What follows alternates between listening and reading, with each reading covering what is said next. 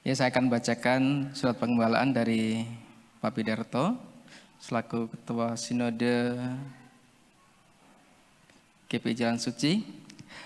Kepada yang kekasih, seluruh pemimpin dan keluarga tubuh Kristus bahagia GPI Jalan Suci di seluruh NKRI. Salam satu roh. Hikanos.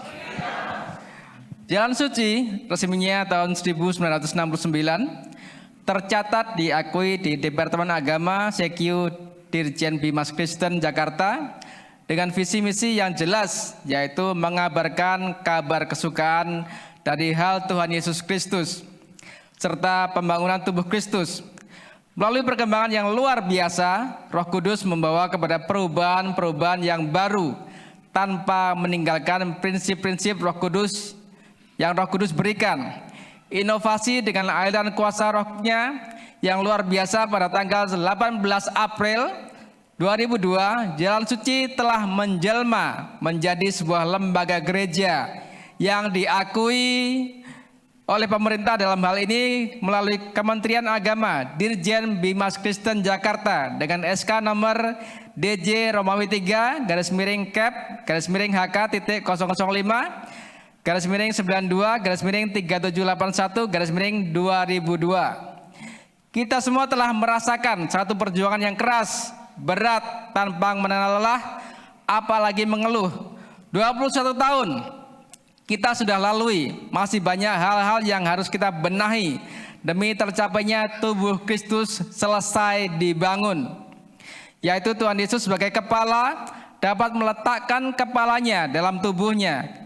Kebersamaan dalam keanekaragaman yang kita miliki harus menyatu dalam kesatuan yang sempurna. Perbedaan suku, tingkat sosial, tingkat karunia-karunia dan jawatan-jawatan roh dan tanggung jawab yang berbeda-beda. Hal-hal tersebut tidak boleh menghalangi kesatuan yang sempurna, sehati, sejiwa, satu pikiran dan satu iman atas kemuliaannya. Olehnya, setiap komponen-komponen yang dimiliki memiliki tujuan yang sama, yaitu bekerja hanya bagi Tuhan Yesus sebagai pemilik ladang GPI Jalan Suci, bukan manusia. Bapak Ebestup, Bapak Darto, Bapak Dolfinus Solosa, atau yang lainnya. Kami hanya pekerjanya yang dilayakkan menjadi pelayan-pelayan perjanjian baru. Kita tinggalkan dan singkirkan hal-hal yang membangun ego dan kepentingan-kepentingan untuk diri sendiri. Kerjakan visi ini tanpa pamrih, tetap tujuan hanya satu, nama Tuhan Yesus dipermuliakan. Dan inilah yang kami doakan supaya kamu menjadi sempurna. 2 Korintus 13:9. Sebab kami bersuka cita apabila kami lemah dan kamu kuat. Dan inilah yang kami doakan, yaitu supaya kamu menjadi sempurna.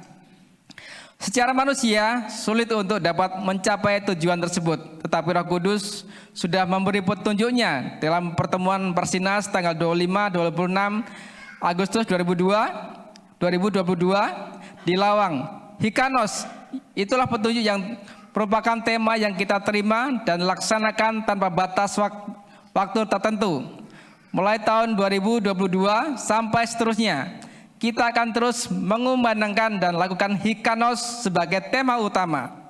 Sedangkan saat-saat tertentu kita bisa mengembangkan melalui subtema, melalui ilham roh secara lebih mendalam. Hikanos dalam garis besar: 1. Kelayakan dari Yesus. 2. Kepenuhannya.